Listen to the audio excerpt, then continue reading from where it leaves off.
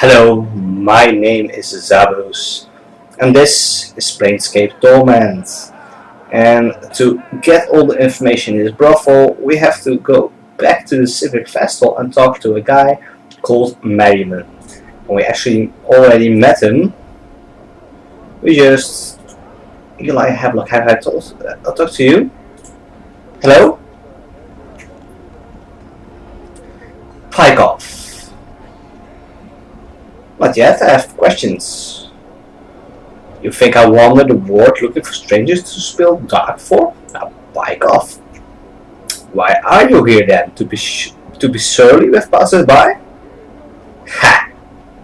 That's good, Dad. I'm a tutor at the Civic Festival, named Havelock, Eli Havelock. As a veteran scout, I teach the art of subterfuge. You mean thievery? Thieves and thievery, it always is. 5 tours I spent as a reconnaissance operative in the War of Lies. Scout is my title. Scout. I teach the ways of stealth and spycraft, not common thievery. Could you train me? Nay. Nay, I've had enough of teaching petty pickpockets and would-be robbers for the time being. What could I do to convince you otherwise? Many things, I suppose. I'll keep it simple for you, though. Jink. You want the training? It'll cost you. I'll pinch the lady's bottom before I train another girl for free. How much? Else, I don't know. 500 commons ought to be reasonable. I am a veteran scout, you know. 5 tours in the War of Lies I served. That's a lot of experience to share. How about 200? You army Burke? Hells no. 5-star price. No more, no less. About 3 then. No, 5's are what I want. 5's what I'll pay. What you'll pay. Yeah. No. No, not going to pay 500 for thieves training while I'm not actually a thief.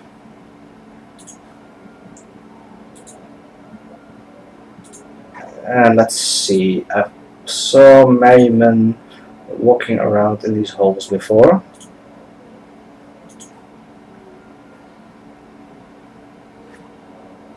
All right. I'm gone. Merriman. All right. Is that Merriman? Yes, that's Merriman. Wait, Laura wanted me to speak with you. That's so. About what, She said that you're her first love, that so long as you hold the keys to her heart, she'll never be free to love another. She told you that, huh? I'm surprised, especially when I, under Mr. Grace's tutelage, did what I couldn't. Started to develop her feelings. In any case, I won't just give the keys to you. Wait, those are literally the keys to her heart? That they are. The door is a construct. Did you know that? A creature of sorcery and clockwork mechanics she is, and one of my finest creations. But cold, without emotion or character. I brought her to the brothel and set her so that she could not leave, in the hopes that the constant contact with so many others would begin to develop her personality. The keys are the tools used to set her. She wants them because she feels that they're limiting her personal growth now, I suspect. So then why don't you just return them to her? Because I've become a cruel and bitter old man who sees he can get something out of you. Sure, what is it?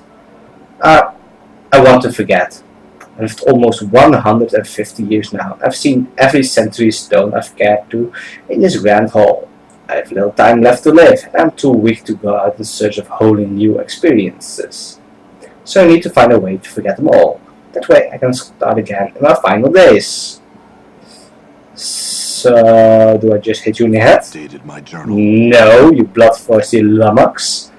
I'll need something, some item, some concoction that will allow me to forget. Like a draft of the river Styx, something like that.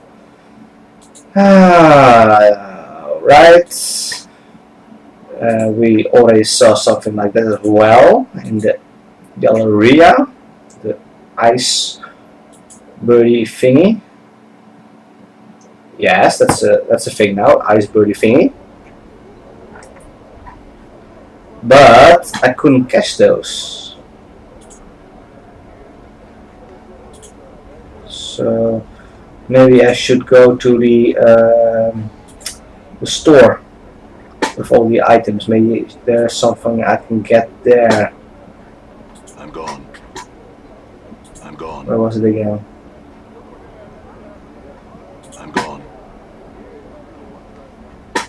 Oh no, that's the under thingy.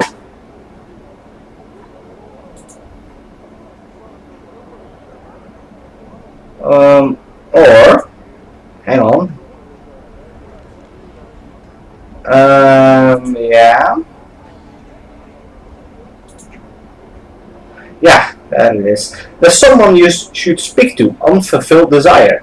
You can find it in the Civic Fest Hall. Talk to her of your love for drink.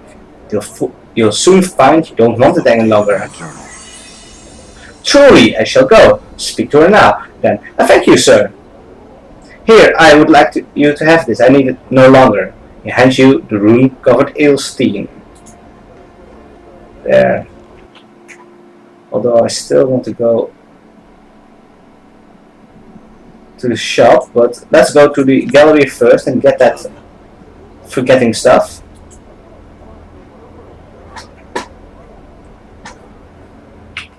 Is that the entrance? Yes, that's the entrance.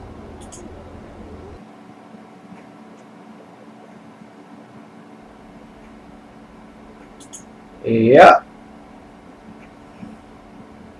Catch one in your frost ale mug. You dip the mug into the icy wind, rising from the pedestal, catching a small shard with a slight clang. Peering into the mug, you can see that the dark bird is a razor-sharp sliver of black ice. Only the mug's magical properties prevent the shard from melting away to nothing. Awesome.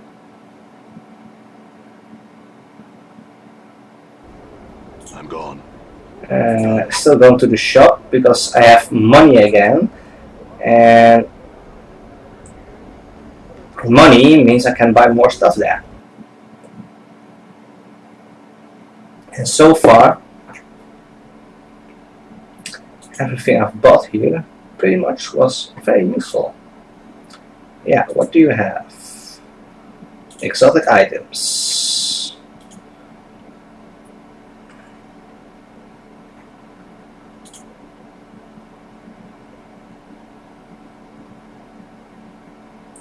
$300, no. Front of the store. Codex of the Inconceivable. 1,000 maybe. Middle, metallic figurine. 1,500. Yeah, sure. Back of store, stained lens, Jafra's ring. Already have one of those. Ring, maybe. Sure. 349.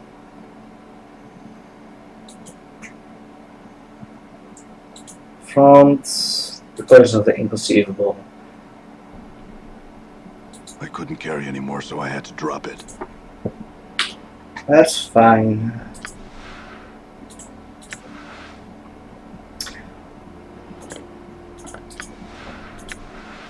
Oh.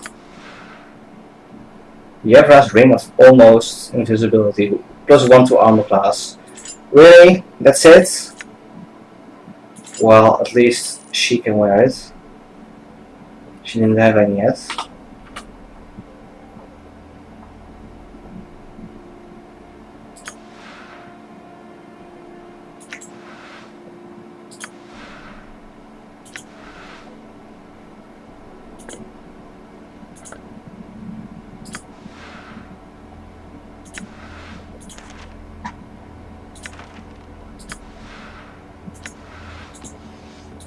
Should we find a way to get rid of some stuff? Alright, let's pick that up.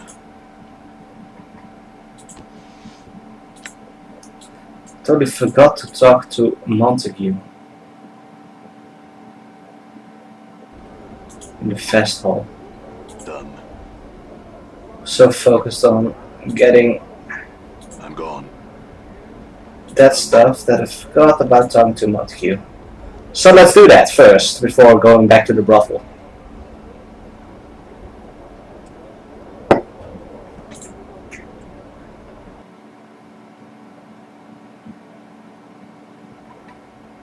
I'm gone. Montague! No? What the headless one? Montague. No. Oh. Quisai. Quisai? This is a life-size granite statue of a gentleman standing with arms at his sides, eyes closed. It's of excellent craftsmanship, exquisitely detailed and incredibly lifelike. So much so, in fact, that you find yourself wondering if it's really a statue at all. Hello? The statue makes no response. Chief? You've seen statues before, right? Know that they don't talk or anything? Consider this, Mort. You're a floating, talking skull who's denying the possibility of a living statue. You got me there, boss. That I do, Mort. I'll just touch him. You touch the statue and find that while the clothes that adorn it are of grey cloth rather than rock, the skin is as cold and hard as granite. Why would someone clothe a statue?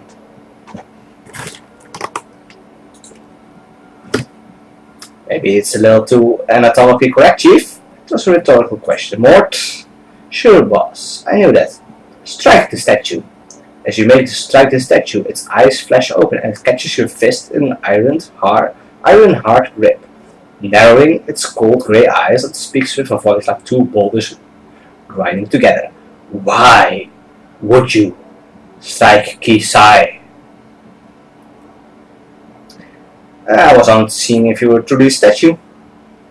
You are forgiven. However, one feels you are lacking patience. Perhaps I have some questions. Questions? Wait for a response. Keep on waiting. Wait more. The statue's eyes open.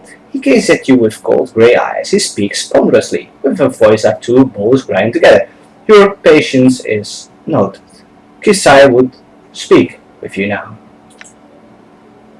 Powers, no, not another bird that talks like this. What was it you were meditating upon when I first found you? The way of stone. The way of stone? A philosophy, a method of combat. With it, Kisai seeks to achieve invulnerability. Invulnerability, you'd be unbeatable in combat. Yes, now, the way is not yet perfect. Kisai will make it so. One day, Kisai knows this. Can you tell me what you've discovered so far? No one has asked Kisai to share his knowledge of the way. Kisai shall do this now. He begins to speak at length, slowly and carefully. Listen and learn the way of stone. Updated my journal. Armor class decreased. After hours of listening and many questions, you come to understand what little of Kisai's way of stone he can teach you. In combat, you will use it to resist and deflect your enemy's blows, improving your armor class. Thanks, Kisai. I had other questions. Civic Vestal? No. What do you know of Ravel? Nothing. You. Who are you? I'm called Kisai. What are you exactly? One is of the race called Stone Princess. Kisai is Genasi of Earth. Genasi? My journal. Kisai's father, an elemental creature of Earth, a Dao. Kisai's mother, a human woman of noble heritage. Such it is what it is to be Genasi of Earth. What do you do here? Kisai meditates.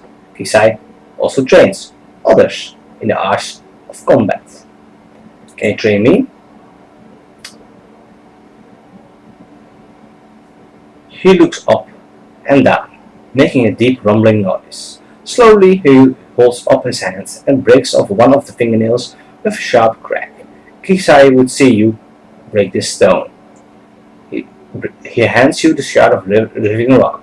Break the stone. With some effort, you snap the shard of rock in two. He takes the stones from you and places them in his mouth, chewing them to dust with a harsh crackling sound. Kisai finds you physically suitable. Kisai would now ask, why do you seek training? To crush my enemies. Kisai finds no need for melee then. What do you mean? Kisai means to say that there are many ways to do these things. One way, steal an opponent's weapon, leaving him defenseless. But the battle must still be fought. To rely on theft is a mistake. One may hide. If one cannot be seen, one cannot be attacked. One is invulnerable. But no thief has mastered stealth to such a degree, and some foes can be hidden from. Your scent or very thoughts will give you away. Mighty spells can smite many foes more quickly than any blade. Mages are like a flask of flaming oil, powerful, but once spent, nothing. They are physically deficient. The spells merely crutches against this deficiency. I don't believe that. When one's sorcery is spent, the core of combat still remains. I do believe that. Kisai finds you fit to teach. Meet Kisai in the training chamber. I'll be there shortly. My journal.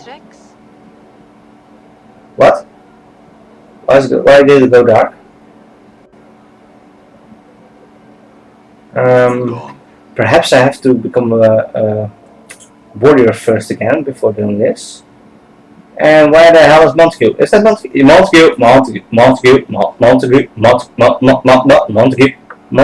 Montague. Once more, I extend to thee my greetings. There's something thou wished of me. I need to speak with you about Juliet. Oh? I demand her love, and demand that you withdraw your false protestations of love before I mash you into tiny bits. Thou love her so that you love her so that thou wouldst fight me? Yes. He studies you for a moment. Thou art passionate about this matter, I see. Passion stems from love. Thou love her, and I could not deny her love such as thine. I shall from this moment onward hold no claim on her. Thou may do as you wish. Hold on, there was all a ruse. A ruse? Of what sort? She wanted to provoke you into fighting for her. Oh? Did she think my love so boundless that I would engage in fisticuffs with a brutally scarred man of thy stature? Perhaps she thinks my devotion to her a little high. So what should be done about this ruse? Turnabout's fair play. I say ignore the shit. Act distant and unconcerned. That'll spice things up considerably. Truly? Trust me, kid. Start ignoring her. Create some fiction. Leave him wondering. And leave me clawing all over to discover what the matter is. Right, Chief? Yes. She'll think something's wrong, and for once he'll be playing the game rather than being the target. Yeah, those two deserve a bit of idiocy like that. I don't believe that works, by the way. Be open with each other. Talk about things that bother you. But these two are idiots. Good luck. I hope it works out. Farewell. And a farewell to thee as well, sir. Now, I have some things to attend to. Should we meet again, we might speak more of the matter.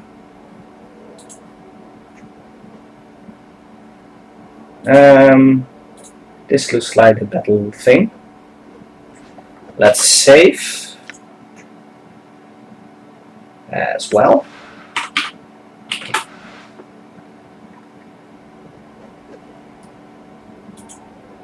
Kisai, you are here to train under Kisai? Yes, train me. Are you a warrior by trade? No. Then Kisai can teach you nothing. Could you make me a warrior?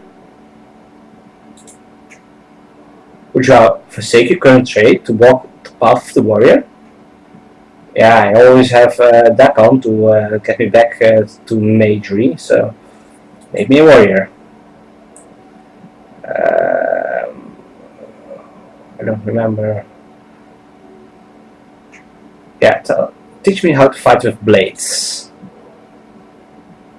Kisai shall teach you the art of fighting with blades. Yeah, teach me blades.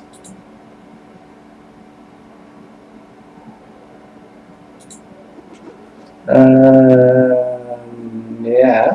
What else did I know about fighting? Or more exactly, my proficiencies. Where do I find that again? No, no.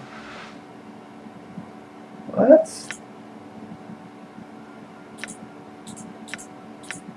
No, no.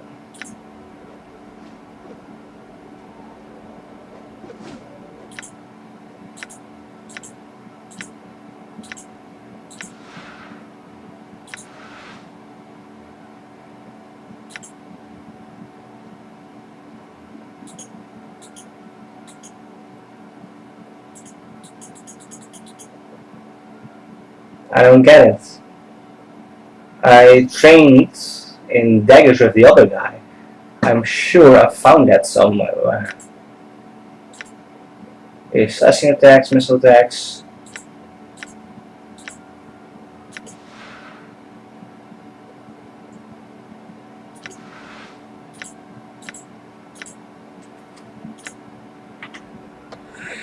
Oh well, I have to remember then. Yes, train me. Yes, I'm a warrior by trade.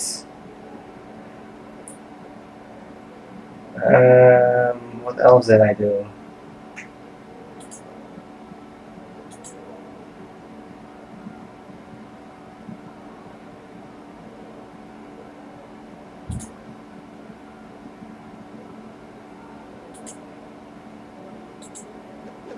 Huh?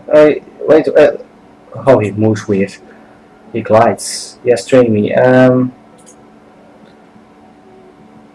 also think I did fists. Oh, I can learn no more. Never mind then. Duck on. I want to be a mage again. What is your will?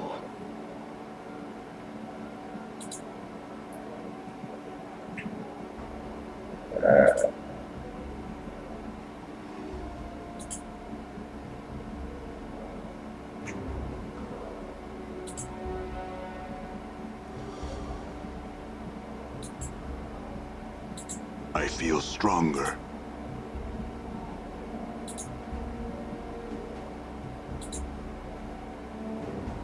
Can I talk about the surf one yet?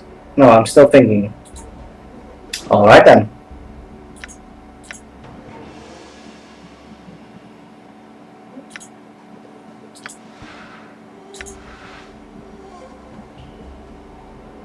Oh, wait!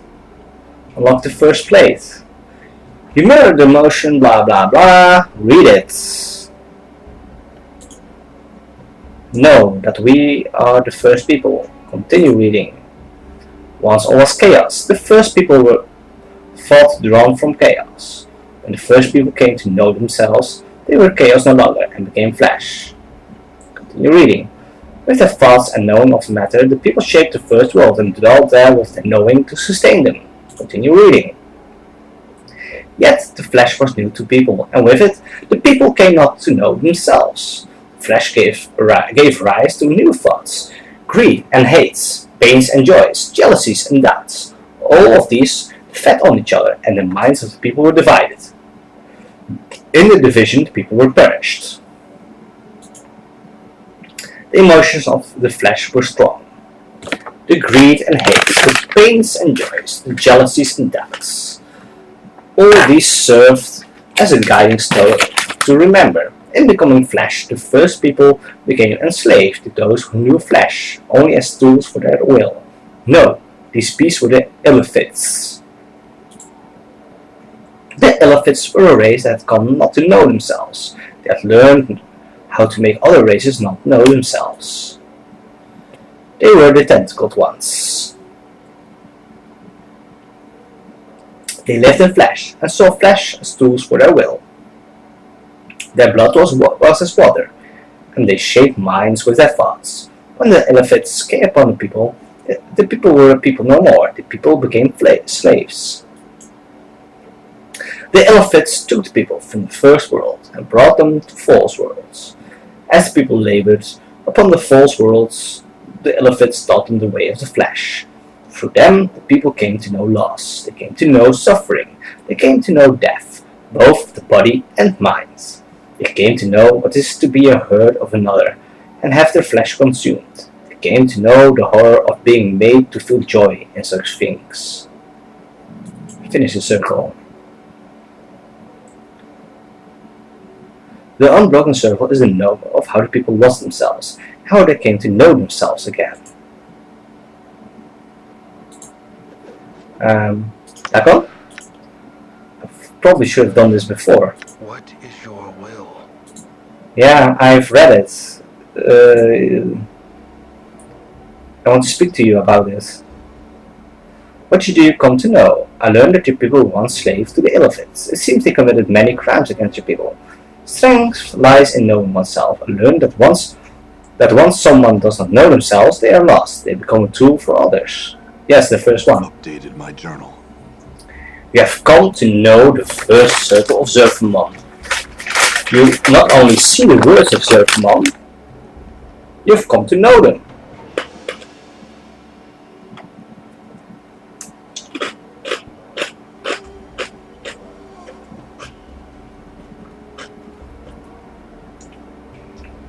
Yeah, you come to know them.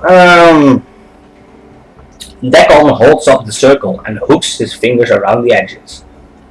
There is a click, and the blades of the circle slide into a new configuration. He reverses the motion, sealing the stone. No, the second circle of the Zerfamon is open to you. Study it, they will hear your words. Sure, I will read it. Can we do that now? We're on a roll. Unlock the second circle. Know that flesh cannot mark steel. Know that steel may mark flesh. And knowing this, Zerfamon became free. Know that the tentacled ones were of flesh. They relied on the flesh and used it as tools for their will. One of the places where flesh served their will was the fields of husks and the false words of the Illithids. The fields were where the bodies of the people were cast after the Illithids had consumed their brains. When the brain had been devoured, the husk came to be fertilized to grow the poison-stained grasses of the Illithids. Zerfamon worked the fields with no knowing of himself or what he had become. He was a tool of flesh, and the flesh was content. It was upon these fields that Zerfamon came to know the scripture of steel. During one of the turnings, as Zerfamon tilled the fields with his hands, he came across a husk whose brains remained within it. It had not been used as food, yet it was dead. The thought that one of the husks had died a death without serving as food for the Illithids was a thought Zerfamon had difficulty understanding. From that thought came the desire to know what had happened to the husk. Embedded in the skull of the husk was a steel blade. It had pierced the bone. Zerfamon realized that was what had killed the husk. The steel had marked the flesh, but the flesh had not marked the steel. Zerfamon took the blade and studied its surface. In it he saw his reflection. It was in the reflection of the steel that Zerfamon first knew himself. Its edge was sharp, its will the wearer's. It was the blade that would come to be raised against Gif, when Zerfamon made the pronouncement of two skies. Oh, that might be why he said there will be no two skies. Continue reading. Zerfamon kept the blade for many turnings, and many were the thoughts he had about it. He used it in the field to aid his work. and using it, he thought about how it was not used. The Illithids were powerful. Zerfman had believed that there was nothing that they did not know. Yet the Illithids never carried tools of steel. They only used flesh as tools. Everything was done through flesh, for the tentacle ones were made of flesh and they knew flesh. Yet steel was superior to flesh. When the blade had killed the husk, it was the flesh that had been weaker than the steel. It was then that Zerfman came to know that flesh yielded to steel, and knowing that, he came to know that steel was stronger than the Illithids.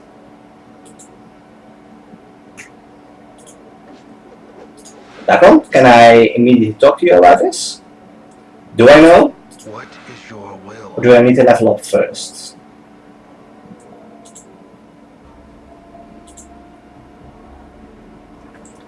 I already know. I learned that not knowing something can be a tool. Just like flesh and steel, if upon encountering it, you attempt to know its nature and how it came to be.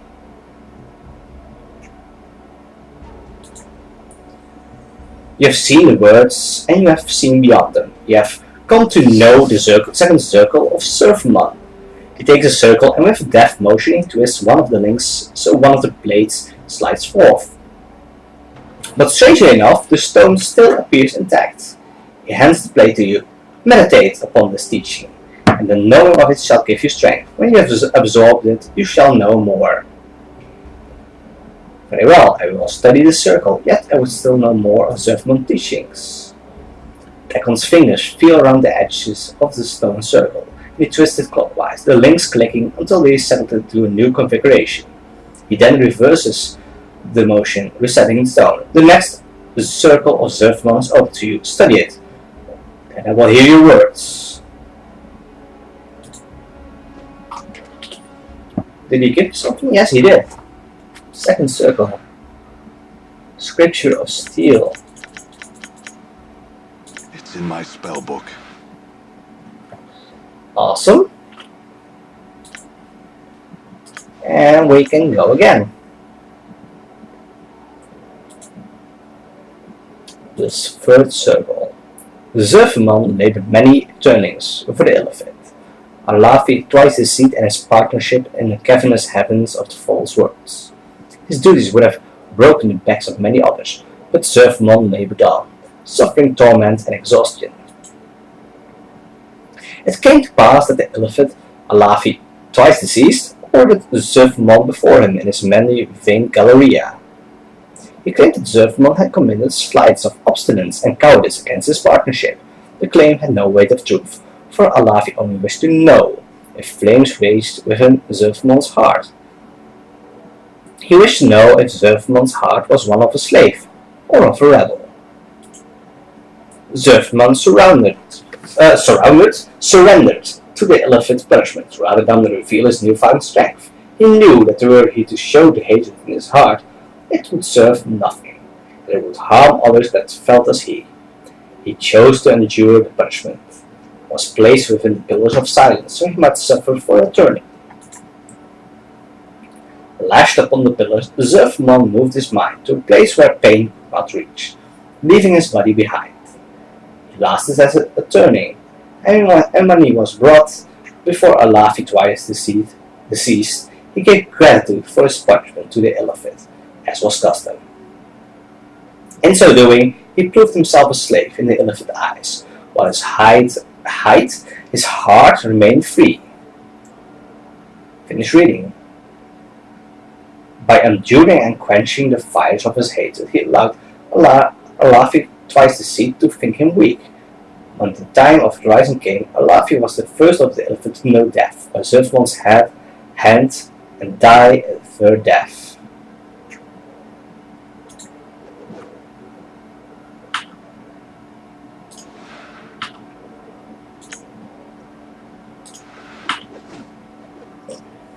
What is your will? I read some more, dude. What did you come to know? Endure, and enduring, grow strong. The words you speak seem to strike Dagon strangely. As you speak them, his forehead creases, then resettles its normal expression. Your will has brought you the knowing of the third circle of Surfmon. With this knowing, I impart this to you. Another spell. Is there more? As you asked the words, you suddenly notice that Dakon is looking at you, is holding an unbroken circle in his hands, studying it. His blade has taken on the same texture as the unbroken circle, and Dakon seems older somehow. Dakon? Dakon's black eyes rise from the circle and look at you. Know that I did not believe that you would come to know the teachings of the circle. It is a difficult path. You will walk in learning the way of Zerfmon. Is your mind focused on the matter? Yes. Dakon's fingers feel around the edges of the stone circle. Click, click, clickety, click, click, basically. I will read the next circle. And take my time and It's in my spell book. Yeah, more spells. Oh.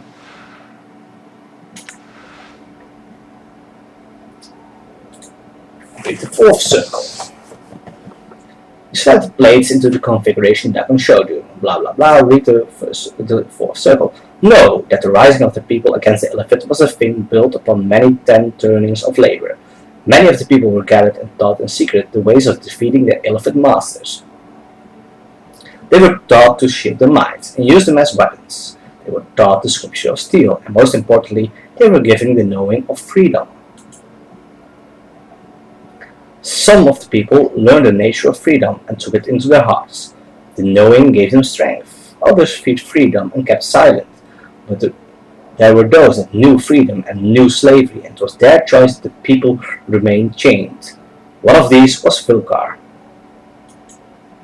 Vilkar saw no freedom in the rising, but opportunity. He saw that the Illithid had spawned across many of the false worlds. Their worlds numbered so many that their vision was turned only outwards, to all that they did not already touch. Vilkar's eyes saw that much took place that the Illithid did not see. To the rising, the Illithid were blinded. Vilkar came before his master, Illithid Jiyitaris, with the knowing of the rising. And Vilkar added to his chains and offered to be their eyes against the rising. In exchange, Vilkar asked that he be rewarded for his service. The Illithid agreed to this contract. At the bonding of the contract, a dark time occurred. Many were the betrayals Vilkar committed, and many were the people that the Illithids fed upon to stem the rising. It seemed that the rising would die before it could occur, and the Illithids were pleased with Vilkar's eye. It was near the end of this dark time when Zerfmon came to know of Vilkar's treacheries. In knowing of Vilkar's eye, Zerfmon forced the rising to silence itself, so that Vilkar might think at last his treacheries had succeeded, and the rising had fallen. He knew that Vilkar's eye was filled only with the reward he had been promised. He would see what he wished to see. With great beating in his heart, Vilkar came upon the Illithid, Jiyitaris, and spoke to his master of his success. He said that the rising had fallen, and the Illithids were safe to turn their eyes out. I really cannot talk today. To turn their eyes outward once more. He praised their wisdom in using Vilkar's eye, and he asked them for his reward. In his great blindness, Vilkar had forgotten the knowing of why the people had sought freedom, yet lost the knowing of what slavery meant. He had forgotten what his Illithid masters saw when they looked upon him. And so Vilkar's betrayal of the people was ended with another betrayal. Vilkar came to know that when Vilkar's eye had nothing left to see, Vilkar's eye was useless. The Illithid gave to Vilkar his reward, opening the cavity of his skull and devouring his brain. Vilkar's corpse was cast upon the field of husks, so its blood might water the poison-stamped grasses.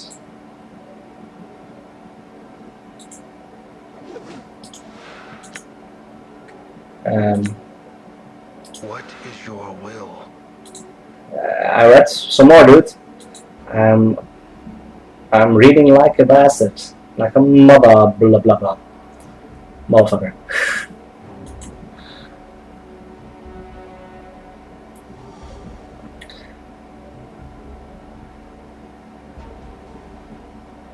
One must choose to see onwards before they see only part of the whole. They are blind. And just as Vilker was blind by his promised reward, so were the elephants blind by the true rising. For when they heard Vilker's words, they turned their sight outwards again, didn't they? And the rising was free to strive. No, the short one. When one chooses to see without knowing, they betray themselves. Updated my journal.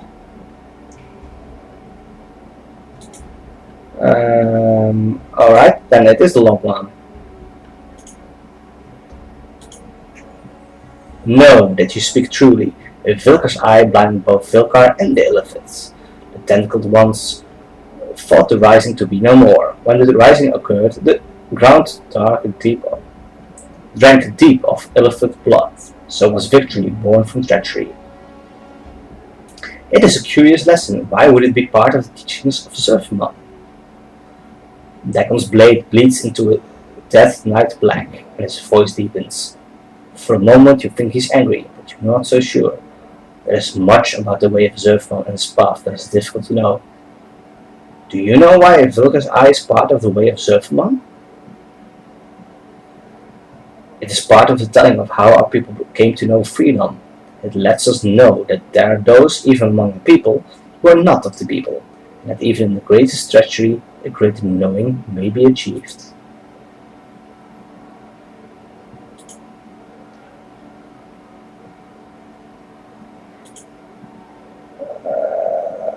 I will do that later, the next circle, although it's really interesting. Oh, what happens? It's in my spell book. Let's go to the brothel first and finish up that part of the quests, and then continue with Dagon. Although it's really interesting to see the whole teaching of Zerfman and stuff like that. Is it a brothel? Yes, yes it is.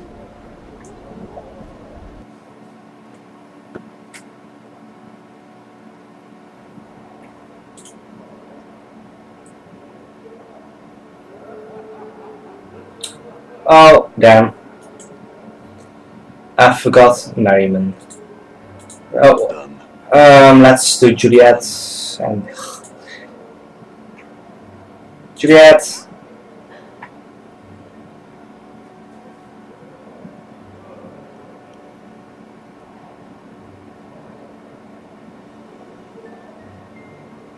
Yeah, talk to him yourself. Yeah, he's not going to fight for you. No, he won't. I recall him saying he was bored with things, in any case. He said, what? How could I have been so... Oh, it would appear as if my relations had troubles I so desired, and I merely missed them in all my melancholy. Yeah, I've done my part. What are you doing here? No, what can you tell me about the place? Yeah. Anything about Echo? No. The Veil. Oh, who would ever wish to find the thing? I, for one, hope that unmanly and utterly disagreeable woman is confined to her chambers until I am well and gone from this place. But to answer that question, no, I have not seen it. Nor do I know where it might be. Any might, though she's forever wandering about, watching everything.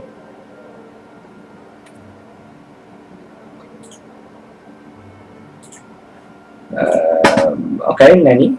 Oh, what's that, Nanny? Wait, what's that, Nanny? Yeah, right. Nanny. Right. Nanny, stop walking.